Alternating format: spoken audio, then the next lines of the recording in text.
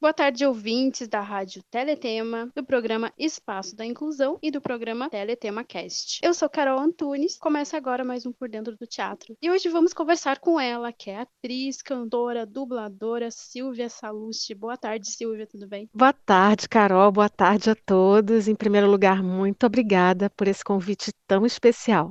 Prazer é todo nosso falar contigo. Silvia, conta um pouquinho pra gente como é que tudo começou, o que que veio primeiro. Olha, eu sempre fui desde criança, eu sempre apresentei inclinações artísticas, seja para dança, para o desenho. Eu sempre fui artista. E isso não tem jeito quando a coisa se manifesta muito cedo. Mas, ao mesmo tempo, chega uma época da vida, na adolescência, que a gente tem que escolher. Então, como eu fazia muita coisa, foi bem difícil. E eu já prestava atenção nos filmes dublados, já fazia teatro infantil, já estava inserida na dança, desenhava, tinha uma série de atividades ligadas à arte. E eu prestava atenção nos filmes dublados. Minha mãe também ela tem um ouvido ótimo e ela sempre que assistia uma novela e encontrava um ator com uma impostação diferenciada, com uma voz que ela acabava reconhecendo, ela virava e falava assim: esse ator faz dublagem. E aquilo me chamava a atenção, e aí eu comecei a associar as vozes que eu ouvia em algumas novelas aos filmes e comecei a prestar atenção nisso de um jeito especial. E nos filmes, de um modo geral, eu sempre gostei muito de filmes antigos, então aqueles filmes dos anos 50, 60, Jerry Lewis à vontade, aqueles filmes todos de sessão da tarde, e eu escutei os melhores ali. O meu ouvido ficou treinado com essa gente tão maravilhosa, né, que fez parte do nosso passado. Eu comecei a prestar muita atenção nisso, de um jeito especial, mas não tinha o acesso. E aí, um belo dia, eu estava fazendo um curso de teatro e conheci atores que estavam atuando em dublagem. E perguntei como quem não queria nada, tinha o quê? Uns 15 anos, 16 anos, e perguntei como quem não queria nada: vocês conhecem algum curso? Como é o caminho? Qual é o caminho? E um deles me indicou um curso, só que na época eu estava numa fase conturbada por causa do vestibular e das escolhas de carreira, sabe? E como eu tinha muitas inclinações artísticas, eu fiquei realmente na dúvida, porque existe um dilema, né? Você quer ser artista, mas você tem que ganhar dinheiro também. E aí eu estava optando por fazer desenho industrial, na mesma época que foi tudo um pouco junto. Aí eu fiz o curso de dublagem, mas estava focada também no vestibular. Acabou que eu não passei no vestibular e eu fiquei muito triste. E o curso de dublagem, no caso a dublagem em si, acabou sendo um conforto naquele momento para mim, porque eu vi que eu estava gostando muito de uma coisa, de uma atividade ligada à arte e que havia alguma perspectiva de conseguir trabalhar com isso. Eu comecei no curso como, vou ver qual é, e aí eu fui gostando muito à medida em que eu fui avançando e também os professores me apontavam que existia essa possibilidade, né, de eu trabalhar com isso. E fui gostando, mas aquilo foi ficando meio parado, né, porque eu estava concentrada no vestibular e o fato de não passar, será que eu faço de novo ano que vem? Aquele dilema todo. Enquanto isso, eu fui visitando a Herbert Richards, que era o estúdio onde existiam muitas produções, era onde havia uma concentração de produções na época, e eu fui assistir as pessoas dublando. Falei, acabei o curso durou 3 meses, mas eu preciso aprender mais. E eu gostei muito daquele universo, eu gostei muito do que eu vivenciei nas aulas, e eu fui me aventurar e ficava dias. Todos os dias eu ia de 8 às 18 horas, ficava visitando vários estúdios, vendo várias pessoas dublarem, vendo os dinossauros da dublagem, as pessoas que vieram do rádio teatro, e que tiveram uma estrada tão linda. E eu fui absorvendo muda, quieta, porque eu entrava no estúdio e ficava quietinha, só vendo como aquelas pessoas trabalhavam. E foi onde eu aprendi mais. Eu observei o dia a dia de um ator em dublagem, né? Com toda a correria, que naquela época já era uma correria, embora a quantidade de estúdios fosse menor, mas existiam trabalhos, muitos trabalhos, e as pessoas corriam de lá para cá, enfim. E eu passei a observar essa dinâmica também. E fiquei um ano na Herbert, que era o grande centro, né? Todos os trabalhos importantes aconteciam ali. Todo mundo queria trabalhar na Herbert Richards com dublagem. Quando o assunto era dublagem, é um nome que até hoje reverbera, né? As pessoas lembram e existe uma memória afetiva. Depois de um ano naquela peregrinação ali, todo dia conhecendo as pessoas, um diretor chegou para mim e falou assim: olha, não aguento mais ver a sua cara aí sentada no banco. Vamos fazer um teste. Aí eu, Tava meio sem esperança, falei assim, pois é, acho que eu não vou conseguir não sei, vou fazer vestibular de novo e é isso. Eu já estava quase desanimando quando eu fiz esse teste e eu passei por um papel importante até numa novela adolescente e a partir dali eu comecei essa jornada que ano que vem faz 30 anos. Muita coisa aconteceu. E Caramba. curiosamente, quando eu estava fazendo o vestibular, na época do pré-vestibular, eu fiz um teste de vocação, né? Teste vocacional. E deu música. Além de todas das inclinações artísticas que eu já fazia, eu não estudava música, eu não tinha feito nada ligado à música. Nem canto coral na escola eu fiz. A única coisa que eu fazia ligada à música era a dança. E aí no teste vocacional deu, vai trabalhar com música. Alguns anos depois, eu já dublava muitas coisas, já exercia essa atividade profissional. Eu acabei fazendo faculdade de música, mas isso é um outro capítulo. E aí eu entrei, tô aí há 29 anos dublando. Sim. E como que veio o Piu Piu? Piu Piu veio logo no início. Eu comecei a dublar em 92, Piu Piu veio em 95. A Warner estava fazendo uma. Eles iam redublar todos os filmes, os desenhos clássicos antigos, e eles fizeram uma bateria de testes para colocar as pessoas, para adequar o som à nova realidade, né? Novos equipamentos, e, enfim, eles fizeram vários testes e eu acabei fazendo o teste para o Piu Piu. Num primeiro momento eu não havia passado, eles queriam uma voz muito perto do original e realmente no original era um homem que dublava. Aliás, ele dublava todas as vozes dos personagens do Looney Tunes. Ele dublava Pernalonga, Patolino, Frangolino, Gaguinho, Piu Piu, Frajola. Era o Homem das Mil Vozes, chamado Mel Blanc, no original. E as vozes todas dos personagens tinham um certo efeito. A voz do Piu Piu tinha um efeito de acelerar, parece, e que a voz ficava um pouquinho distorcida, mas que seria muito difícil chegar nesse padrão. I think I fell off a pussycat. Eu falei, eu era uma adolescente, eu tinha uma voz muito mais leve e foi bem difícil conseguir esse padrão. Mas no primeiro teste que eu não tinha passado, me disseram isso, sua voz não chega perto do original. E num segundo teste eu tentei fazer um pouquinho mais próximo, mas não idêntico ao original, porque seria muito difícil. E aí eu passei. E aí a gente redublou todos aqueles clássicos que até então eu tinha visto na infância e foi muito emocionante. Foi muito emocionante fazer, porque a história da animação passando diante de você, né? Quer dizer, você está tendo acesso àquele trabalho precioso e de um jeito muito bom, né? E muito divertido. E eu adorei. E a Caça-Vampiros? Buffy veio um pouquinho depois, 97, se não me engano. Foi um grande desafio, porque era uma série. Eu acho que foi uma das primeiras séries com essa temática, né, de vampiros, e uma série adolescente. E foi um estrondo na época, né? Fez muito sucesso. Inclusive, a gente acabou de redublar essa série recentemente. Não sei ainda se ela está disponível, se a dublagem nova está disponível, eu acredito que ainda não, mas a gente redublou tudo e foi muito bom revisitar e tentar melhorar o que eu já tinha feito lá em 97. E na época foi muito legal, porque foi o Damata o Damata era o diretor dessa série.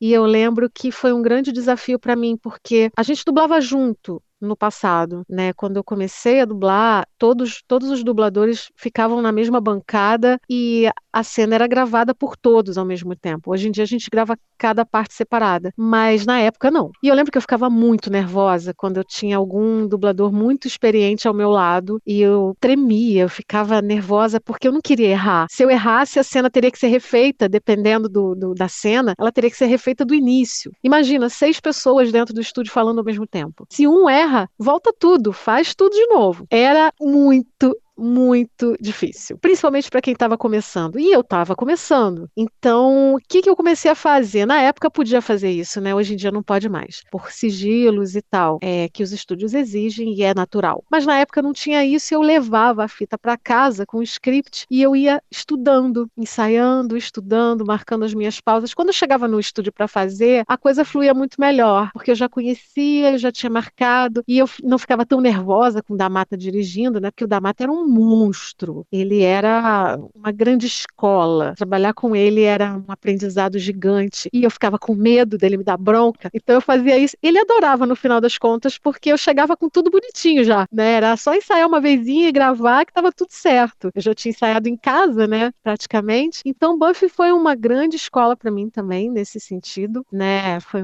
uma das primeiras protagonistas de série e que era uma série difíceis. Eu peguei umas coisas bem difíceis logo de cara e Buffy foi uma desses personagens que apresentaram esse desafio que eu pude revisitar recentemente. Aqui com a gente também Felipe Diogo. Boa tarde, Felipe. Olá, boa tarde, Carol. Boa tarde, amigos da Rádio Teletema, programa Espaço da Inclusão / Teletema Cast. Nossa entrevistada Silvia Salustiano. Silvia, mais pra frente você fez também a série X-Men. Como é que foi essa experiência de fazer o X-Men? Boa tarde, Felipe. A experiência de X-Men foi muito legal. Era aquela coisa de todo mundo gravando junto no mesmo estúdio. Eu não fui uma criança que leu quadrinhos. Então, assim, quadrinhos de super-heróis, eu não tive muito esse histórico. Então, foi um pouco difícil no início entender esse universo, né? Mas o processo todo foi muito delicioso, porque os colegas foram muito generosos. Era uma equipe muito boa gravando e acabou sendo muito divertido dublar a série. É uma das séries mais antigas, se não me engano, é a mais antiga dos X-Men. Parece que teve uma outra depois. E foi divertido. Eu consegui, embora soubesse que a minha voz ainda era um pouco leve para Jean Grey na época. Eu ficava preocupada com esse aspecto da minha voz ser leve demais. Eu ficava às vezes tentando pesar. Teve essa dificuldade, mas que no fim das contas eu acho que o resultado foi bom. E posso dizer que eu me diverti bem fazendo. E fazer Homem-Aranha? Homem-Aranha é uma coisa que, assim, é um filme que faz com que as pessoas reconheçam a minha voz no táxi. Algumas vezes, quando isso acontece, as pessoas reconhecem. E aí, algumas até falam, nossa, Mary Jane. Elas vão direto lá, porque é um filme que é muito exibido na TV e as pessoas lembram mesmo. E foi divertidíssimo fazer. Não lembro na época se eu cheguei a fazer teste para Kirsten Dunst, mas talvez tenha sido o primeiro trabalho que eu fiz com ela. Fiz outros filmes depois, mas foi muito legal. E filme de história em quadrinhos, de novo, super-herói, e foi muito divertido. Eu adorei todas as sequências assim do Homem-Aranha, e é um filme que até hoje as pessoas lembram, e muitas vezes eu falo e as pessoas, nossa, elas associam na hora. É mesmo, Mary Jane! E foi muito interessante. O fato de você ser cantora lírica, isso de alguma forma te ajuda na dublagem? O canto aconteceu de um jeito muito, muito diferente para mim. Eu já trabalhava como dubladora e depois de um certo tempo, como eu cantarolava às vezes no pátio da Herbert, alguns dubladores gostavam disso e eles começaram a falar, se você não te canta. Mas eu não tinha, eu cantarolava. Até que eu fui começando a dublar personagens que exigiam uma parte cantada também. Até então, coisas simples. Mas aí chegou um dia em que eu fui fazer um teste para um desenho chamado Estranho Mundo de Jack, e era um stop motion muito interessante, com uma canção relativamente simples, mas que eu não tinha domínio técnico de respiração. Eu quis fazer, eu fiz a voz falada, o teste de voz falada e fiz o teste de voz cantada. Aí quando eu não passei no teste de voz cantada, eu só tinha passado no teste de voz falada, eu fiquei triste porque eu me interessei pelo desenho, mas o dono do estúdio, que era o Marcelo Coutinho, me incentivou a estudar canto. Eu falei assim, por que você não estuda canto? E ele tem um ouvido espetacular, tem uma percepção, tem a parte musical incrível, e aquilo foi um estímulo para mim. E eu fui buscar, mas com a pretensão de dublar e coisas cantadas e conseguir fazer com um pouco de técnica. E comecei a estudar canto, comecei a fazer aulas de canto, e quando eu vi, um ano depois, eu estava na faculdade de canto lírico.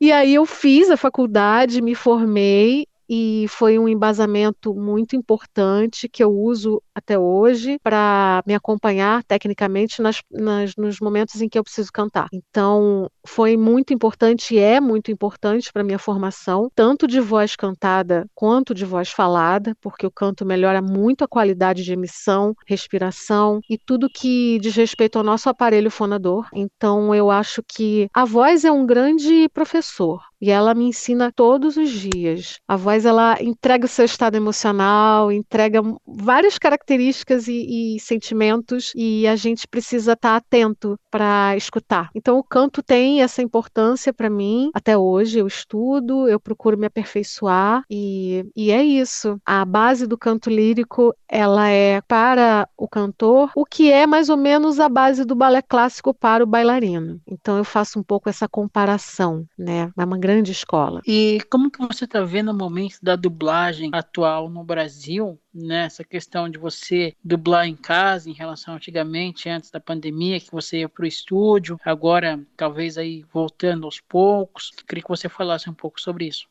A pandemia acelerou uma coisa que já ia acontecer. A gente não sabia exatamente quando, porque é um pouco difícil a gente fazer projeções em relação ao futuro. Só que a pandemia acelerou esse processo. Inicialmente, eu fui um pouco reticente com relação à gravação remota, até por falta de conhecimento mesmo, e por achar que a gravação remota excluiria uma das pontas, né? O que a gente chama de ponta: diretor, dublador e técnico. E porque eu tinha o conhecimento de que as pessoas que, por exemplo, gravavam audiolivros, em alguns casos elas se gravavam, ou seja, isso exclui o técnico. E na dublagem, essa foi uma preocupação. Então, eu fui um pouco reticente no início, fui até contra, mas depois eu vi que, uma vez que as 3 pontas estão mantidas, uma vez que elas possam ser mantidas, é maravilhoso e é justo, e por que não? E nos aventuramos nesse mundo muito diferente e que a gente não estava acostumado, eu pelo menos não estava acostumada a tecnologias, e até hoje eu apanho, assim, eu apanho bastante.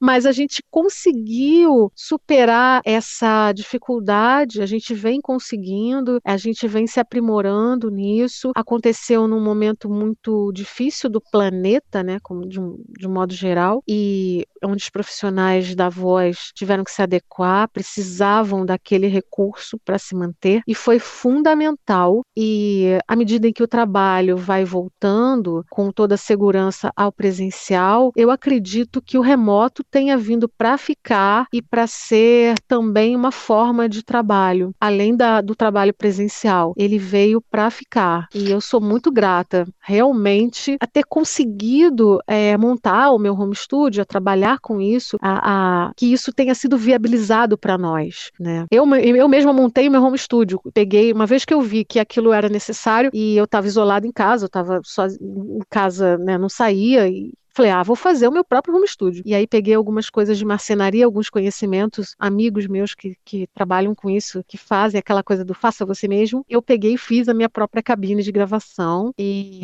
eu trabalho com ela até hoje. Eu uso essa cabine até hoje. Você citou o audiolivro. Em algum momento você já fez algum audiolivro? Pensa em seguir essa carreira também? Eu já fiz, de vez em quando eu faço. Já fiz alguns trabalhos importantes, algumas coisas muito boas de audiolivro. E é uma coisa que comigo acontece de uma forma esporádica, e é um trabalho muito interessante também, eu gosto bastante de fazer. E a audiodescrição, você já chegou a fazer, pensou em fazer? Porque vários dubladores seguiram por esse caminho também, né? Olha, eu nunca cheguei a ser chamada para fazer, não, mas eu acho interessantíssimo e acho importante. Se me chamarem, eu vou. E uma pergunta que a gente sempre faz, que isso divide bastante a opinião dos dubladores, enfim, e depois da pandemia mudou até um pouquinho mais ainda. Você acha que hoje, com a tecnologia que a gente tem, enfim, você acha que hoje é possível uma pessoa cega conseguir dublar? Olha, é uma pergunta que divide bastante, como você disse, porque quando eu fiz o meu curso de dublagem lá há muito tempo atrás, numa galáxia não muito distante, o meu professor dizia sempre: dublagem é imagem. Então, é delicado por quê? Porque às vezes o ator, ele bate uma boca sem som, existe alguma forma que a gente chama de desarmada, né? Que é a boca que desarma sem som. E isso, se você utilizar apenas o áudio como seu guia, você não consegue cobrir, você não consegue contemplar. Então, não vou dizer para você que é impossível, mas eu acho que é muito difícil por causa dessa peculiaridade, né? O trabalho em dublagem já é complicado porque você tem que captar, através daquela cena, os vários elementos. Quer dizer, o ator ensaiou muito para fazer aquela aquela cena, aquele momento, e você tem só a imagem dele e o som que ele conseguiu fazer. Então é muito difícil. Não digo que é impossível, volto a dizer, não é impossível, mas é muito difícil, porque a gente tem que pegar o máximo de detalhes da cena que a gente conseguir para fazer uma versão brasileira e que, como eu digo, eu uma vez falei isso quando eu estava dando uma aula de dublagem, você conseguir colar na tela e o espectador não ter aquela sensação de que tá fora, sabe, que tá dublado no sentido que tá, como é que eu vou dizer? Que não tá acontecendo, que são duas coisas diferentes acontecendo. E ele não senta para assistir uma produção ou ouvir uma produção e não tem aquela sensação verdadeira de que aquilo é real. Não sei se eu fui muito clara, mas assim, acho que é muito difícil, mas não é impossível. Hoje você consegue conciliar dublagem com teatro, música, ou você tá mais para a dublagem? Como que... Eu tô mais na dublagem. Na verdade, assim, eu tive uma conversa com uma pessoa que trabalhava numa outra atividade profissional, não tinha nada a ver com a área artística, e ela falou uma coisa que, assim, é real. A gente tá com pouco tempo e muita coisa para fazer. Então a sensação que dá no final do dia é que não deu tempo de fazer nada. Eu falei assim, meu Deus do céu, não deu tempo de fazer tantas coisas que eu tinha me programado para fazer. Então, eu tô concentrada no momento só na dublagem mesmo. Não tô conseguindo, até as artes plásticas, eu faço pintura e escultura, também não tenho conseguido. A música me acompanha sempre, de vez em quando eu tenho gravado algumas coisas de música também. Tem uns vídeos meus no meu canal, no meu Instagram, que eu gravei junto com meu namorado, que é músico também. Então, a música tá sempre me acompanhando de alguma forma, ou nos filmes, quando eu gravo alguma coisa, mas o tempo tá curto. Queria que o dia tivesse 48 horas para fazer um monte de coisa que eu tenho vontade de fazer. Idem. E como é que foi fazer Enrolados? Que Enrolados você cantava também, né? Sim, Enrolados foi um trabalho xodó, assim, foi muito especial, e foi engraçado, né? Quando eu fui fazer o teste, primeiro eu fiz o teste de voz cantada, e depois eu fiz o de voz falada. E eu me apaixonei pela música e fiquei apaixonada pela história. E falei, ai, gente, eu quero fazer esse filme. Mas não fui, eu fui um pouco receosa, porque corri o risco de ser uma pessoa, um Star Talent, e eu não passar no teste. Isso é uma realidade, enfim, eu fui e com aquela sensação de que, quero muito fazer, mas eu sei que eu não tenho controle sobre isso. E fiquei torcendo, né? Quando eu fiz o de voz falada também, falei, ai, quero muito passar. Aí comecei a ler, aí li o conto original da Rapunzel, que aliás é bem diferente, né, da história que é contada, é um pouco mais pesada até. E eu fui pesquisar, eu fui estudar a Rapunzel, e quando eu recebi a notícia, a minha casa estava em obra, e era uma fase em que eu estava assim com um pouco trabalho, porque oscila mesmo, tem época que você tem mais trabalho, tem época que não tem, então eu estava nessa época que estava com pouco trabalho e com obra em casa, e eu lembro que quando eu passei, ai, que bom, vai dar para fazer a obra, e eu pulava assim, e foi maravilhoso. E, por incrível que pareça, a obra rolando, aquela poeira específica de obra que deixa qualquer pessoa com rinite, né, no sufoco. Eu dublei o filme, eu cantei no filme e eu não fiquei gripada durante o processo de gravação, não deu nenhum problema, mas eu acabei a gravação no dia seguinte e peguei uma gripe.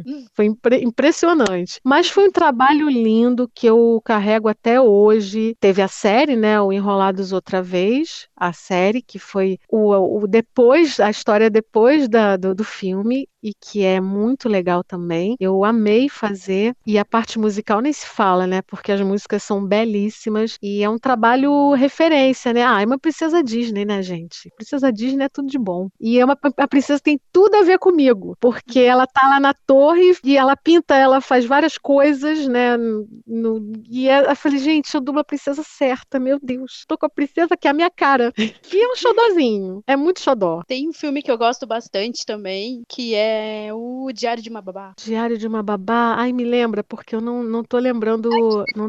Que cuidava do menininho, tinha a câmera dentro do ursinho que a mãe botou lá pra ela, enfim.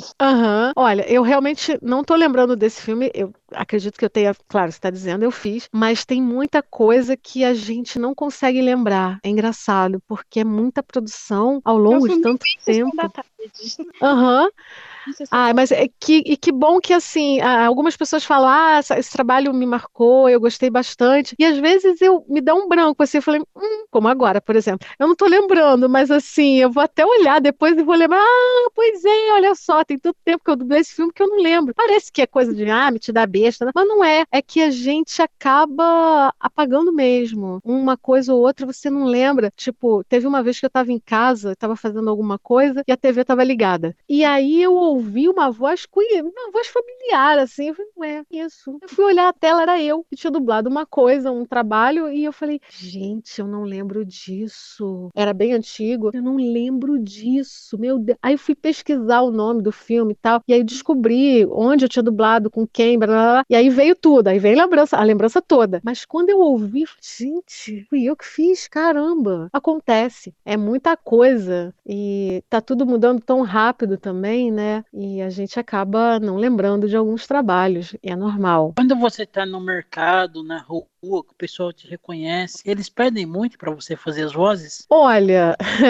dependendo do personagem né, que vem ali na conversa, pedem. Mas eu já sou um pouco estratégica, eu já não falo alguns que na hora eu não estou muito querendo imitar, né? Imitar, no caso, fazer a voz de. Mas as pessoas perguntam, no caso da Mary Jane, né, que é o que o povo mais reconhece, a galera mais reconhece.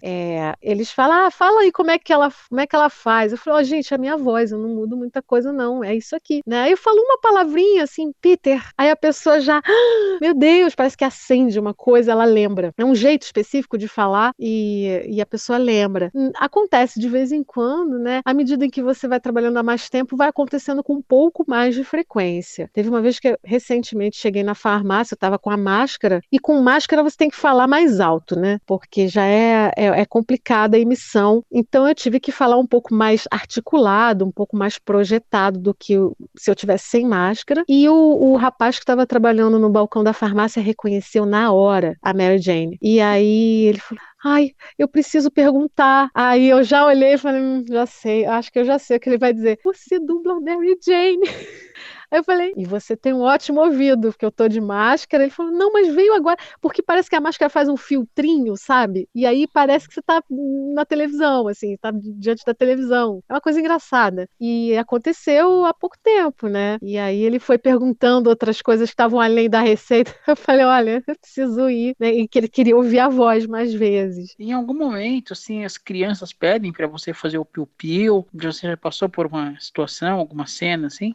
Já. O Piu Piu é um personagem que, assim, geralmente eu não falo que faço, alguém que tá comigo sempre fala que faz. Aí, numa determinada situação, eu tava gravando o Piu Piu e eu guardava o carro numa garagem que ficava numa vila, e essa vila tinha muitas crianças. E aí a dona do estacionamento lá acabou falando que eu dublava o Piu Piu, e isso causou um alvoroço total, né? As crianças, quando eu chegava de carro, as crianças paravam e aí pediam, imita o Piu Piu, imita o Piu Piu. Aí, de boa, no primeiro momento, ok, aí imitava, no segundo momento, ok, no terceiro momento, ok. Aí foi ficando muito mais frequente do que eu imaginava. Virou tipo um ritual. E aí teve uma vez que eu cheguei muito cansada, com a voz cansada, tinha feito faculdade, tinha dublado o dia inteiro, estava exausta. E aí a mesma coisa, as crianças, aí eu falei, olha, é minha irmã gêmea que faz, não sou eu não, eu tô só com o carro dela, mas não é, eu sou Silvana, a minha irmã gêmea não veio hoje. Enfim, eu comecei a arrumar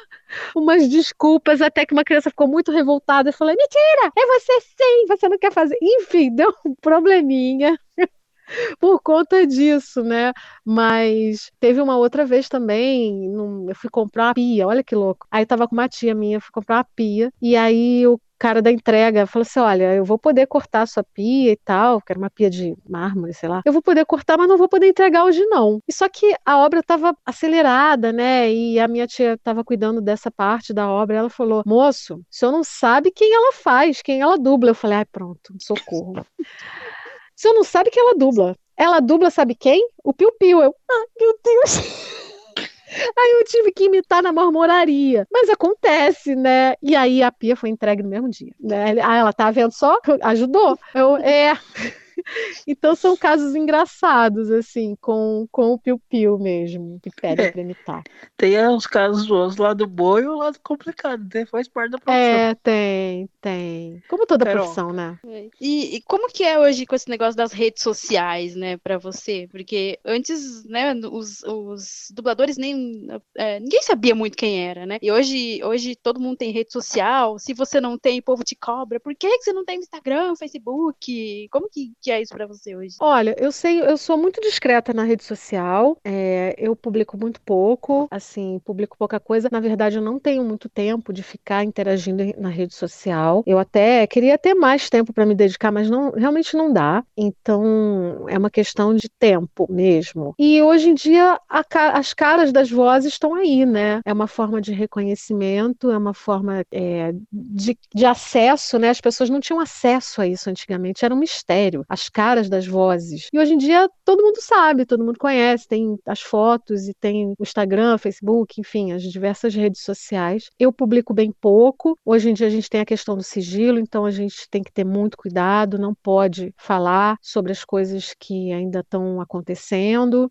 dos projetos que estão sendo feitos, a gente não pode mais falar, e eu acho que é pertinente. Eu só falo quando estreou. Aí eu divulgo, às vezes, as coisas que eu faço, que estrearam, mas fora isso, não, eu não fico postando muita coisa, não. Posto os meus vídeos de música que eu gravo à parte, mas não fico alimentando muito a minha rede, não. E é uma coisa que veio para nos ajudar também no sentido de divulgar o trabalho, o trabalho do dublador, né? Fazer as pessoas conhecerem o que é a dublagem, o trabalho dos dubladores, os bastidores, o trabalho de toda uma engrenagem, porque não somos só nós, né? A gente tem o trabalho em equipe. Tem o diretor, tem o técnico, tem o tradutor, tem todo o staff, todos os profissionais que trabalham no estúdio, né? Que fazem parte da produção. São vários profissionais envolvidos no processo todo, de pré-produção e de pós-produção. Mixadores, revisores, editores. Então, é uma grande engrenagem. E que isso, através das redes sociais, também fica sendo divulgado, né? Algumas pessoas colocam, quando a gente tem acesso. Eu, quando posto alguma coisa sobre algum trabalho, eu tento descobrir todas as pessoas que participaram daquilo de algum modo e tento colocar ali na divulgação do trabalho. Novelas turcas,